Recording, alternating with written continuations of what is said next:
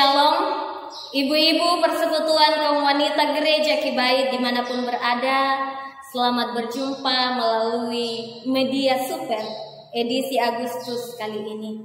Bersama-sama kita akan merenungkan firman Tuhan dari pertama Korintus pasal 15 ayat 57 sampai 58. Firman Tuhan berbunyi demikian. Tetapi syukur kepada Allah yang telah memberikan kepada kita kemenangan oleh Yesus Kristus Tuhan kita. Karena itu, saudara-saudaraku yang kekasih, berdirilah teguh, jangan goyah, dan giatlah selalu dalam pekerjaan Tuhan. Sebab kamu tahu bahwa dalam persekutuan dengan Tuhan, jerih payahmu tidak sia-sia. Kita akan belajar di bawah satu pokok perenungan. Merdeka di dalam Kristus. Merdeka di dalam Kristus.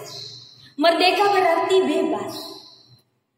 Merdeka berarti tidak lagi terbelenggu dengan sesuatu yang menjajah atau yang memperbudak. Negara kita Indonesia merdeka tanggal 17 Agustus 1945. Yang sebentar lagi kita akan memperingati hari kemerdekaan itu. Negara kita dikatakan merdeka karena telah bebas dari penjajahan, oleh karena perjuangan para pahlawan kita yang telah mati-matian untuk memberikan kemenangan kepada negara kita. Lalu menjadi pertanyaan bagi kita, bagaimana dengan kehidupan kekristenan kita? Kapan dan bagaimana kita dikatakan merdeka? Jawabannya yaitu ketika kita benar-benar percaya kepada Yesus Kristus, menerimanya sebagai satu-satunya juru selamat dalam kehidupan kita. Memang Yesus Kristus sudah mati di atas kayu salib untuk menebus manusia dari hukuman dosa, yaitu maut. Namun sekalipun ia telah mati, ia telah mengalahkan maut itu, tetapi kita masih saja hidup di dalam dosa. Kita masih saja hidup menurut keinginan daging. Berarti kita belum merdeka. Tuhan tidak mungkin memberikan perintah kepada kita kalau kita tidak sanggup. Firman Tuhan dari pertama Petrus pasal 1 ayat 16. Kuduslah kamu sebab aku kudus. Bagaimana kita merdeka di dalam Kristus? Tidak lagi terbelenggu oleh dosa. Tidak lagi hidup dengan keinginan daging. Mari kita melihat bersama ciri-ciri orang yang merdeka di dalam Kristus. Yang pertama, teguh dalam iman kepada Tuhan. Teguh artinya kokoh, menetap, tidak tergoyahkan dalam beriman kepada Tuhan. Orang yang merdeka adalah orang yang teguh, benar-benar menerima Yesus Kristus sebagai juru selamatnya. Mengapa Rasul Paulus memberi nasihat kepada jemaat di Korintus pada waktu itu? Karena ada ajaran sesat yang mengatakan tidak adanya kebangkitan. Sehingga Rasul Paulus menasihatkan kepada jemaat di Korintus bagaimana mereka teguh dalam Injil yang sudah didengar dan yang mereka terima.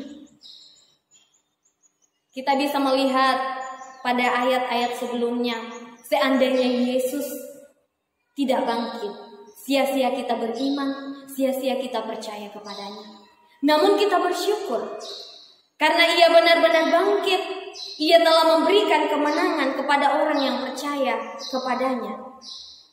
Untuk itu persekutuan kaum wanita gereja Kibait yang sama diberkati Tuhan. Mari kita teguh dalam iman. Mari kita memiliki iman yang tidak berubah, yang terus berada di dalam Tuhan. Sekalipun menjalani kehidupan bersama Tuhan, beriman kepada Tuhan, banyak tantangan dan rintangan. Namun mari kita terus berpengharapan kepada Tuhan. Sama dengan salah satu tokoh Alkitab yang bisa kita lihat, yaitu Daniel, yang diperintahkan untuk menyembah kepada patung. Namun ia kokoh dalam imannya kepada Tuhan. Sekalipun resikonya adalah ia akan dibuang ke dalam perapian yang menyala-nyala, tetapi karena imannya yang kokoh kepada Tuhan, ia bisa melewati semuanya. Ia berpengharapan kepada Tuhan dan Tuhan memberikan yang terbaik baginya. Mari kita terus beriman kepada Tuhan.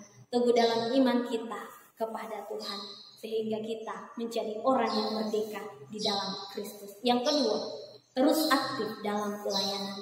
Aktif artinya dilakukan secara terus-menerus. Firman Tuhan katakan, giatlah selalu dalam pekerjaan Tuhan.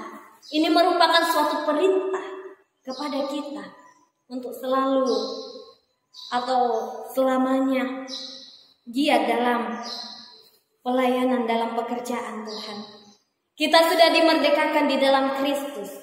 Tubuh kita bukan milik kita lagi, tetapi milik Tuhan.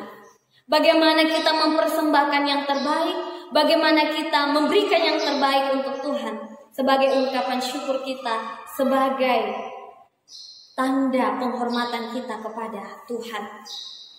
Mari kita memiliki sikap untuk terus rindu dalam persekutuan, bahkan terus rindu terlibat dalam pelayanan pekerjaan Tuhan. Mari kita terus semangat dalam melayani Tuhan. Pergunakan setiap potensi yang ada, karena ada jaminan bagi kita bahwa jeripayamu tidak akan sia-sia. Waktu, tenaga kita, potensi kita ketika kita melayani Tuhan dengan sungguh-sungguh, maka jeripaya kita tidak akan sia-sia. Amin atas firman Tuhan. Tuhan Yesus memberkati.